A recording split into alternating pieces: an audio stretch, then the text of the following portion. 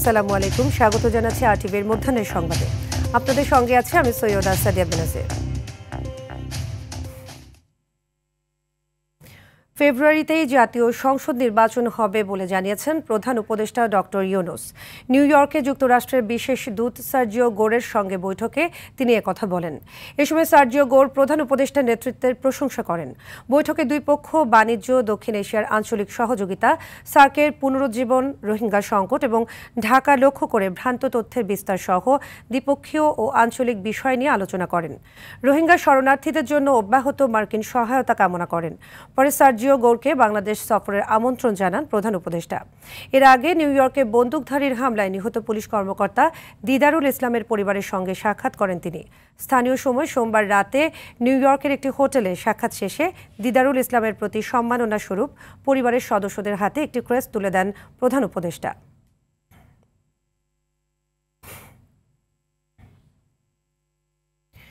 এদিকে যুক্তরাষ্ট্রের নিউ ইয়র্কে প্রধান উপদেষ্টার সফরসঙ্গী জাতীয় নাগরিক পার্টি এনসিপির সদস্য সচিব আক্তার হোসেনের ওপর ডিম নিক্ষেপের ঘটনা ঘটেছে। স্থানীয় সময় সোমবার রাতে কেনেডি বিমানবন্দরে সেখানে অবস্থানরত আওয়ামী লীগের নেতাকর্মীরা হেনস্থা করে তাকে। এ সময় বিএনপি মহাসচিব সহ সফরসঙ্গী অন্যান্যদেরও বিব্রতকর পরিস্থিতিতে পড়তে হয়। এরপর আক্তার হোসেন সহ এনসিপি নেতাকর্মীরা মুজিববাদ মুর্দাবাদ সহ বিভিন্ন স্লোগান দেয়। আক্তার বলেন, আবারও প্রমাণিত হলো আওয়ামী লীগ একটি সন্ত্রাসী সংগঠন। এ ঘটনায় নিন্দা ও প্রতিবাদ জানিয়েছে এনসিপির অন্যান্য নেতাকর্মীরা। জামায়াতের নায়েবে আমির সৈয়দ আবদুল্লাহ মোহাম্মদ তাহের বলেন, যারা ডিম মেরেছে তারা দেশকে অসম্মানিত করেছে। এদিকে আক্তারকে লাঞ্ছিত করা যুবলীগ নেতা মিজানুর রহমানকে আটক করেছে নিউ ইয়র্ক পুলিশ। এদিন রাতে জ্যাকসন হাইটস থেকে তাকে গ্রেফতার করা হয়।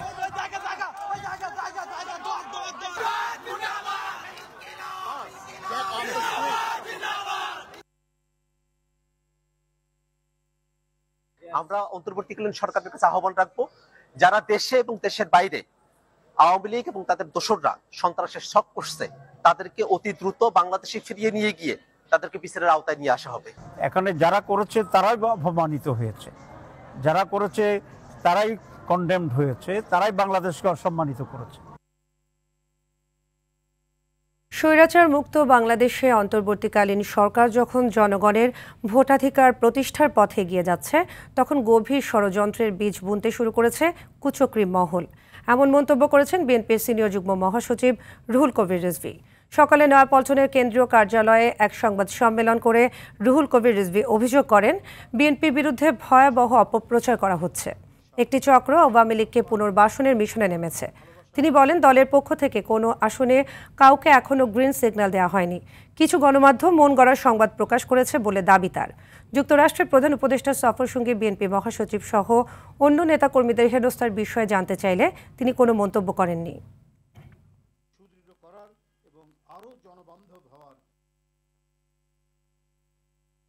সম্প্রতি কিছু পত্রপত্রিকা, গণমাধ্যম এবং সোশ্যাল মিডিয়ায় বিএনপির মনোনয়নের কথিত তালিকা নাম ধাম প্রকাশ করে দলের নেতাকর্মীদের মধ্যে বিভ্রান্তি, অসন্তোষ এবং বিশৃঙ্খলা উস্কে দেওয়ার ষড়যন্ত্র করছে। দলের ভারপ্রাপ্ত চেয়ারম্যান জনাব তারেক রহমান তিনি বলেছেন, আমাদের ইস্পাত কঠিন ঐক্য ধরে রাখতে হবে, প্রত্যেককে গণসম্পৃক্ত কাজে সংশ্লিষ্ট থাকতে হবে। গাজীপুরের কেমিক্যাল গোডাউনে আগুনের ঘটনায় দগ্ধ দুইজনের অবস্থা আশঙ্কাজনক বলে জানিয়েছেন স্বরাষ্ট্র উপদেষ্টা জাহাঙ্গীর আলম চৌধুরী। সকালে ঢাকা মেডিকেলের বার্ন ইনস্টিটিউটে দগ্ধদের দেখতে গিয়ে তিনি একথা জানান। চিকিৎসকরা সর্বোচ্চ চেষ্টা করছেন জানিয়ে দ্রুত সুস্থতার জন্য সবাইকে দোয়া করার আহ্বান জানান। এ সময় বার্ন ইনস্টিটিউটের পরিচালক অধ্যাপক ডাক্তার মোহাম্মদ নাসির উদ্দিন জানান, 40% বেশি পুড়ে যাওয়ায় দুজনের কেউই শঙ্কামুক্ত নয়। গতকাল দুপুর 3টার সময় টঙ্গীতে কেমিক্যাল গোডাউনে আগুন লাগে। সেখানে ফায়ার সার্ভিসের 4 জন গুরুতর আহত হয়।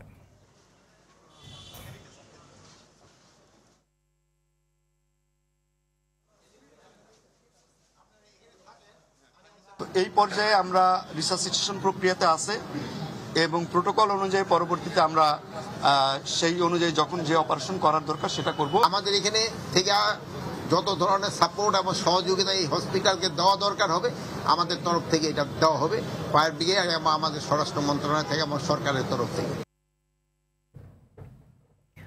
জুলাই আগস্টে গণহত্যায় মানবতাবিরোধী অপরাধের মামলায় সাবেক প্রধানমন্ত্রী শেখ হাসিনা সহ ৩ আসামির বিরুদ্ধে ২১তম দিনের সাক্ষ্য গ্রহণ আজ। ইতিমধ্যে এ মামলায় সাধারণ সাক্ষীদের সাক্ষ্য নেওয়া শেষ হয়েছে। আজ পুলিশের ২ জন বার্তাবাহক সহ মোট ৫ জন সাক্ষী দিবেন বলে প্রসিকিউশন থেকে জানানো হয়েছে। এদিকে আন্তর্জাতিক অপরাধ ট্রাইব্যুনাল ২ সাভারের আশুলিয়ায় হত্যার পর ৬ লাশ পোড়ানোর মামলায় সাক্ষ্য গ্রহণ চলছে। আজ নেওয়া হচ্ছে ৪র্থ দিনের সাক্ষ্য। এর আগে সকালে এ মামলায় ১৬ আসামির মধ্যে গ্রেপ্তার ৮ জন এবং শেখ হাসিনার মামলার রাজসাক্ষী ও একমাত্র গ্রেপ্তার আসামি চৌধুরী আবদুল্লাহ আল মামুন ছাড়াও আরও কয়েকটি মামলায় গ্রেপ্তার ১৫ আসামিকে ট্রাইব্যুনালে হাজির করা হয়।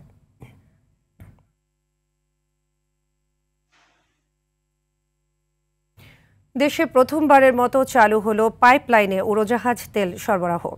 সকালে চট্টগ্রামের পতেঙ্গা ডিপো থেকে পদ্মা অয়েল কোম্পানি পাইপলাইনের মাধ্যমে সরাসরি শাহ আমানত আন্তর্জাতিক বিমানবন্দরে জেট ফুয়েল সরবরাহের উদ্বোধন করা হয়। এতদিন ট্রাকে করে বিমানবন্দরে জ্বালানি পরিবহনে সর্বোচ্চ ২৪ ঘন্টা সময় লাগত।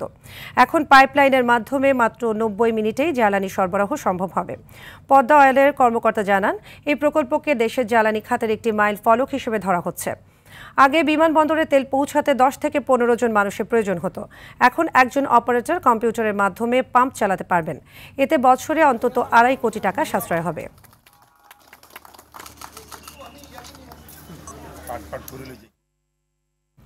এই বিষয়ে আরও জানাতে চট্টগ্রাম থেকে সরাসরি যোগ দিচ্ছেন সহকর্মী সাইফুল মাহমুদ। সাইফুল, পাইপলাইনের মাধ্যমে বিমানবন্দরে জ্বালানি সরবরাহের বিষয়টি আবারও আমাদেরকে বিস্তারিত জানাবেন।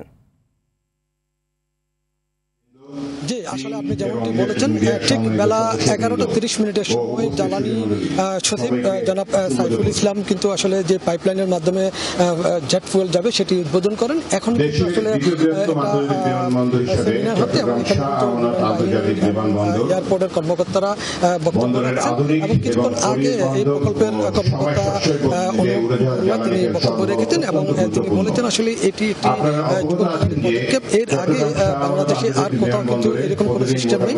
সরাসরি ডিপো থেকে আসলে বিমানবন্দরে জেট ফুয়েল এটি ৫.৭৭ কিলোমিটার জায়গা জুড়ে কিন্তু আসলে এই স্থাপনাটি করা হয়েছে এবং একই সাথে ঘন্টায় ১৪০ লিটার জেট ফুয়েল যাবে এবং এটি যেতে আগে কিন্তু আসলে ২৪ ঘন্টা সময় লাগতো এবং ২০ থেকে ২৫টি ট্রিপে এগুলি পাঠানো হতো এবং একই সাথে ১০ থেকে ১৫ জন লোক কিন্তু এখানে কাজ করতো। এখন কিন্তু আসলে সেরকম আর কোনো কিছু লাগবে না, একজন মাত্র ব্যক্তি কম্পিউটার অপারেটরের মাধ্যমে কিন্তু এই কাজটি করতে পারবেন এবং একই সাথে তিনি জানালেন আসলে সরকারের বছরে প্রায় ২.৫ থেকে ৩ কোটি টাকা সাশ্রয় হবে এবং একই সাথে সময়ও বাঁচবে।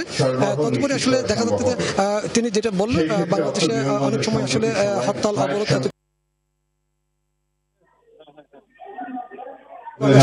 তেল পৌঁছে দিতে পারবে, তাতে কোনো সমস্যা হবে না এবং যেই পাইপলাইনটি তৈরি করা হয়েছে এটির মাধ্যমে 2050 দিতে পারবে। ধন্যবাদ সাইফুল। ডেঙ্গু পরিস্থিতি ক্রমশই উদ্বেগজনক হয়ে উঠেছে। মশাবাহিত এই রোগে আক্রান্ত হয়ে হাসপাতালে ভর্তির সংখ্যা বেড়ে দাঁড়িয়েছে ৪২,৫০৯ জনে। আর চলতি বছর এখন পর্যন্ত ডেঙ্গুতে মৃত্যুবরণ করেছেন ১৮১ জন। স্বাস্থ্য অধিদপ্তরের তথ্য মতে অধিকাংশ রোগী হাসপাতালে ভর্তি হওয়ার ২ থেকে ৩ দিনের মধ্যেই মারা গেছেন। এবছর দেশে ডেঙ্গুতে আক্রান্ত ও মৃত্যুর সংখ্যা সবচেয়ে বেশি ২০ থেকে ৩০ বছর বয়সীদের।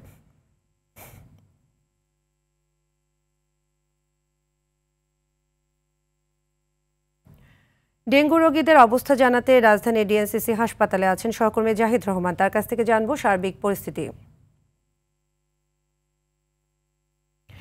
জাহিদ, আমরা এর আগেও জেনেছি ডেঙ্গু আক্রান্তদের অবস্থা। এই মুহূর্তে আপনি হাসপাতালের পরিস্থিতি কি দেখতে পাচ্ছেন এবং ডাক্তাররা কিছু বলেছেন কিনা আমাদের জানাবেন। সাদিয়া, ইতিমধ্যেই আমি হাসপাতালের যে কয়টি ওয়ার্ড রয়েছে, মহিলা, পুরুষ এবং শিশু ওয়ার্ড, সেগুলো ঘুরে দেখেছি এবং চিকিৎসকদের সাথে কথা বলেছি, রোগীদের সাথে কথা বলেছি, তাদের স্বজনদের সাথে কথা বলেছি। যে বিষয়টিতে উঠে এসেছে সেগুলো হচ্ছে যে ডেঙ্গুতে আক্রান্ত হয়ে অনেকেই বাসায় আসলে বুঝতে পারছিলেন না কী করবেন। তাদের জ্বর হচ্ছিল, বমি হচ্ছিল, আবার জ্বর ছেড়েও দিচ্ছিল।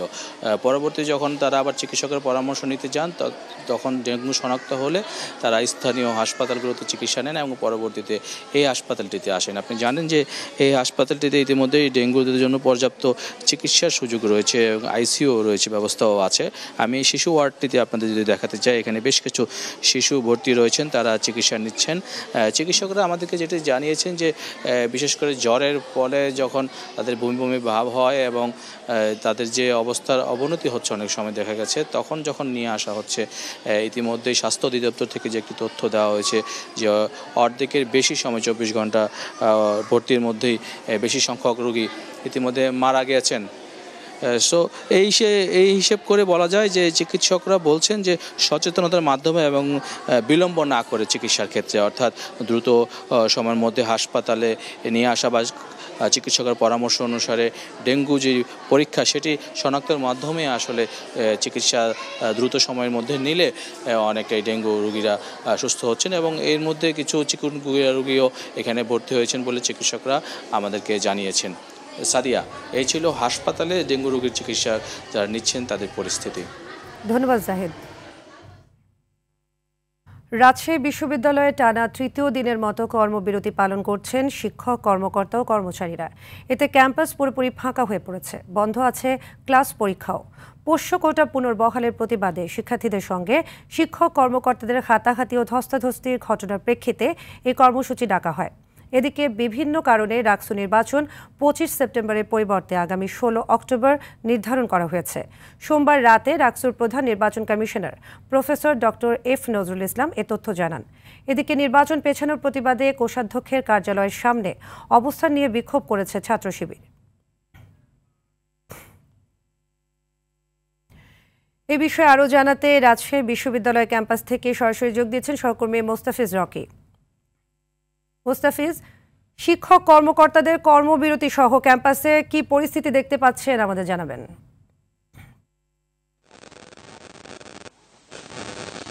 উত্তেজনা, বিভক্তি এবং আন্দোলনের মুখে অবশেষে যে ডাকসু নির্বাচন সেটি স্থগিত করা হয়েছে এবং আপনি জানেন যে আগামী 16 অক্টোবর এই ডাকসু নির্বাচন অনুষ্ঠিত হওয়ার কথা রয়েছে।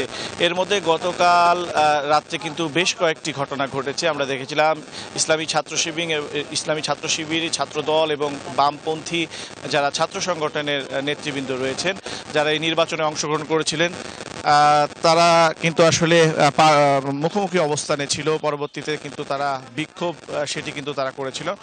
পাশাপাশি এখন যেটি হচ্ছে, আপনি জানেন যে টানা তৃতীয় দিনের মতো রাজশাহী বিশ্ববিদ্যালয়ে যে কমপ্লিট যে শাটডাউন সেটি চলছে এবং এখন আমরা দেখতে পাচ্ছি যারা কর্মকর্তা কর্মচারীরা রয়েছেন তারা কিন্তু শহীদ যে বুদ্ধিজীবী চত্বর রয়েছে সেই বুদ্ধিজীবী চত্বরে এখানে অবস্থান নিয়েছেন। অবস্থান নিয়ে তাদের যে দাবিগুলো রয়েছে, অর্থাৎ যে শিক্ষক লাঞ্ছনার ঘটনায় যারা জড়িত রয়েছে তাদেরকে দৃষ্টান্তমূলক শাস্তির আওতায় না নিয়ে আসা পর্যন্ত তাদের যে লাগাতার যে কর্মবিরতি বা কমপ্লিট শাটডাউন যে কর্মসূচি সেটি তারা চালিয়ে যাবেন। তবে এখন পর্যন্ত কিন্তু আমরা দেখেছি যে তাদের সাথে কথা বলে তারা বলছেন যে যতক্ষণ পর্যন্ত এটি সুরাহা না হবে তারা এই কমপ্লিট শাটডাউন যে কর্মসূচি সেটি চালিয়ে যাবেন। তো এই ছিল আমার কাছে সাদিয়া, রাজশাহী বিশ্ববিদ্যালয় থেকে সর্বশেষ। ধন্যবাদ মোস্তাফিজ। রাজশাহী, চাঁপাইনবাবগঞ্জ ও নাটোর থেকে অনির্দিষ্টকালের জন্য দূরপাল্লার বাস চলাচল দ্বিতীয় দিনের মতো বন্ধ আছে।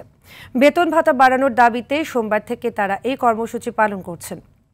এতে রাজশাহী, নাটোর, চাঁপাইনবাবগঞ্জ থেকে ঢাকা, চট্টগ্রাম ও কক্সবাজার রুটে বাস চলাচল বন্ধ আছে। ফলে বিপাকে পড়েছেন যাত্রীরা। তবে অভ্যন্তরীণ রুটের লোকাল বাস চলাচল করছে। বাস শ্রমিকরা জানান, মালিক পক্ষ দীর্ঘদিন ধরে বেতন বাড়ানোর আশ্বাস দিলেও তা বাস্তবায়ন করেনি। তাই বাধ্য হয়ে তারা বাস চালানো বন্ধ রেখেছেন। আর দাবি আদায় না হওয়া পর্যন্ত ধর্মঘট চালিয়ে যাওয়ার ঘোষণাও দেন তারা। এশিয়া কাপ ফাইনালের দৌড়ে টিকে থাকার লড়াই আজ মুখোমুখি হবে পাকিস্তান ও শ্রীলঙ্কা। ম্যাচটি শুরু হবে বাংলাদেশ সময় রাত 8:30টায়। দুই দলই নিজেদের প্রথম ম্যাচে হারায় এ ম্যাচটি বাঁচা মরার লড়াই হয়ে দাঁড়িয়েছে।